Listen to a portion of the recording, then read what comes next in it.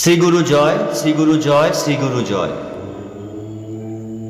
শ্রী গুরু বাণী।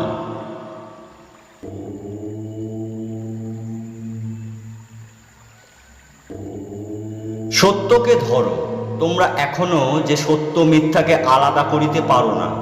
সত্যে কখনো বিপদ আসে না। সত্যকে ধরিতে চাহিলে কি প্রকারে করিবে, আমার নিকট আসিলে বলিয়া দিব। তোমরা পুরুষানুক্রমে মঠ আশ্রমকে লক্ষ্য রাখিও, নববিধান ধরিয়া থাকিও। শ্রীগুরু সংঘ আমার প্রাণ, গুরুই সংঘ, সংঘই গুরু। সংঘ নিত্য, আমি অনিত্য, তোমরা উহা ধরিয়া থাকিও। তোমাদের সুখ দুঃখ দান ধ্যান সব ওই সংঘকে কেন্দ্র করিয়া করিও, কারণ আমি অনিত্য দেহ ছাড়িয়া ওখানে নিত্য বস্তু হিসাবে সর্বদা থাকিব।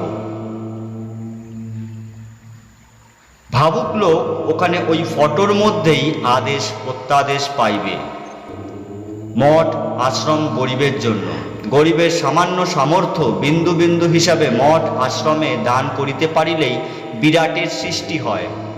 গরিব যতই ক্ষুদ্র ও সামান্য নিজেকে ভাবুক না কেন, সেও এই বিরাট সৃষ্টির সম অংশীদার। প্রাপ্ত বস্তুকে পাইলে আর জ্ঞানের দরকার হয় না। অমৃত পাইলে আর জলের পিপাসা থাকে না। অধ্যাবসায় সৎ হইলে জীবনের উন্নতি হইবে। সত্যই পরম ধর্ম।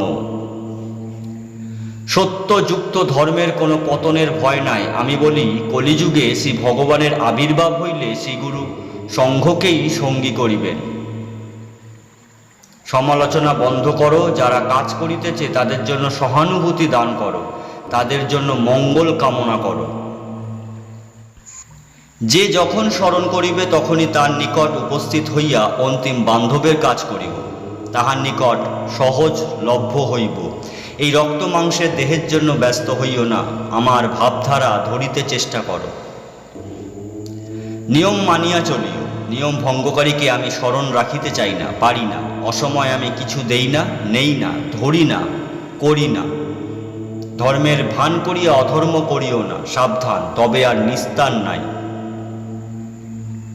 পাপীকে তিনি উদ্ধার করেন, কিন্তু ধর্মের নামে অধার্মিককে কখনো ক্ষমা করেন না।